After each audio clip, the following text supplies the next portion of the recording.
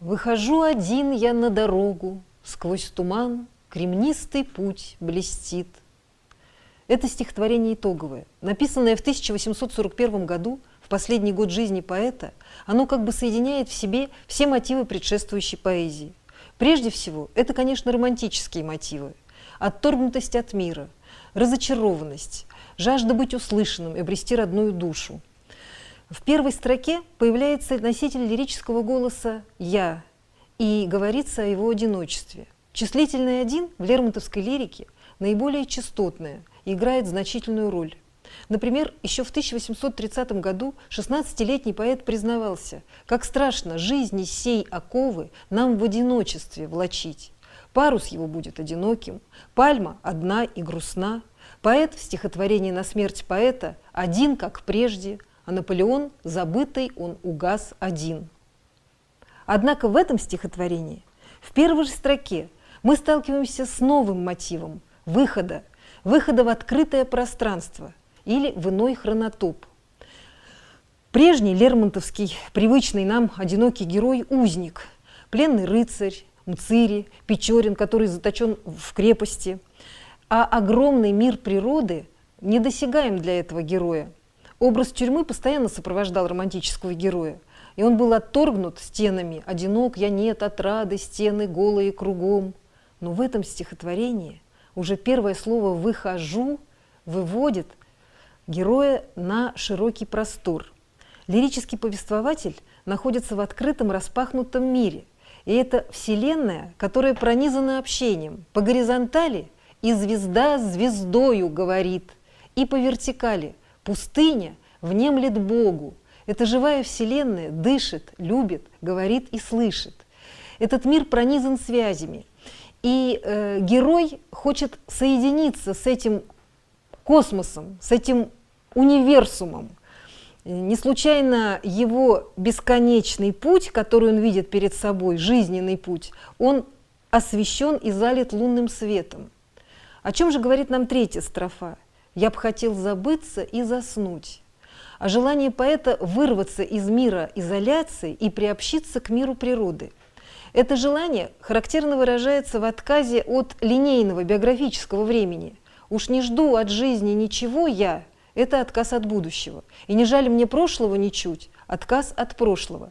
Вместо них поэт хотел бы влиться в вечный мир природы и приобщиться к ее полному силу сну, как пишет Юрий Михайлович Лотман, анализируя это стихотворение. Герой ищет той высшей свободы, которая не противоречит законам природы и не требует постоянного бунта, а напротив подразумевает полноту индивидуальной жизни в гармоничном слиянии с жизнью мировой. Сон лермонтовского героя – это покой, воля и счастье в единстве. В отличие от пушкинского «на свете счастья нет, но есть покой и воля». И это та полнота жизни, которая выводит лирического героя из замкнутого круга одиночества. Через 1,5 века другой российский поэт Борис Рыжий откликнулся на это лермонтовское стихотворение своим «Ну вот, я засыпаю наконец, уткнувшись в бок отцу. Еще отец читает, выхожу я на дорогу». И это стихотворение, которое сейчас перед вами, это отклик поэта, в котором мы видим, как поэт 20 века проделывает как будто обратный путь. Он просыпается в том же самом месте, в котором заснул лермонтовский герой. «Я просыпаюсь, папы рядом нет», просыпается разбуженным словом «один», которое пропустил отец. При перекличке мотивов эти стихотворения диаметрально противоположны. Посмотрим, как перекликаются мотивы. «Ночь тиха» и «тихо так». «Звезда звездою», говорит у Лермонтова, в окне звезда у Рыжего.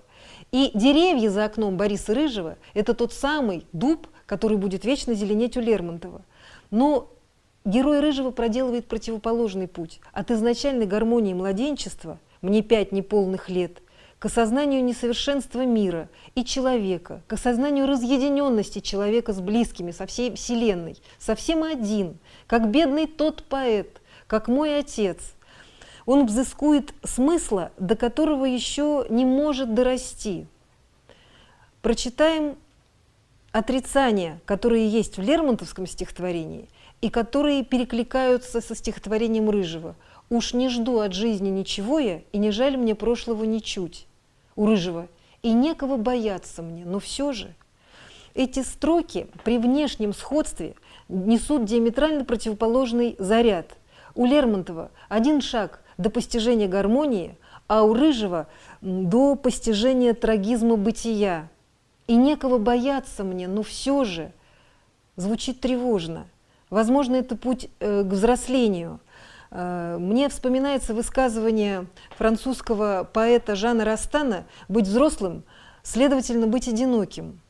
Потому что это стихотворение о метафизическом одиночестве, о том, что каждый человек одинок в поисках смысла, в поисках себя и в поисках смысла не только жизни, но и смысла смерти. Два стихотворения, лермонтовское и стихотворение Рыжего, подчеркнуто противоположны даже размером.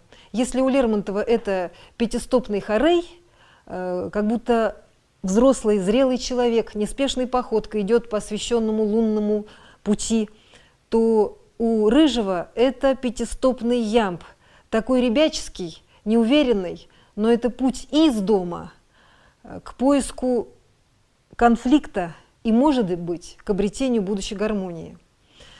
Впрочем, все мы в последней строке примиряет с этой всеобщей обреченностью и звучит пафосом некого трагического оптимизма.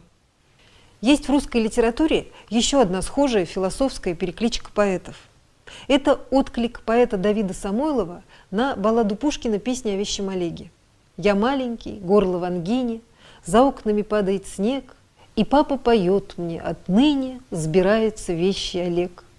Характерно, что для обоих поэтов, и Рыжего, и Самойлова, стихи Пушкина и Лермонтова открывают их отцы в детстве. «Я слушаю песню и плачу, рыданье в подушке душу, и слезы постыдные прячу, и дальше прошу». О чем поэт плачет? В последней строке возникает слово «бренность». «Я плачу над бренностью мира». Почему? Где? Как? В этой детской балладе слово «бренность» в словаре читаем: временность, недолговечность, непрочность, приходящесть, поверженность разрушению. Ответить помогает Фазиль Искандер. Есть у него рассказ «Чик и Пушкин», который как раз мальчик тоже осмысляет эту же балладу Пушкина. И вдруг, когда он дошел до места, где змея обвелась вокруг Олега, и вскрикнул внезапно ужаленный князь, что-то пронзило Чика с незнакомой силой. Что пронзило? И вскликнул внезапно ужаленный князь. Слово «внезапный». Внезапно – это эпитет, который относится к ужаленной. Но по закону единства и тесноты стихового ряда, сформулировано Юрием Тыняновым, это слово дает отцвет и на слово «вскрикнул». Вскрикнул внезапно, пораженный внезапной догадкой. А догадка такова: от судьбы не уйдешь. И вот этот смысл, который воспринял со слезами маленький мальчик, этот смысл заново нам открывается, когда мы, ставший, в общем-то, уже привычный текст, открываем глазами Давида Самойлова.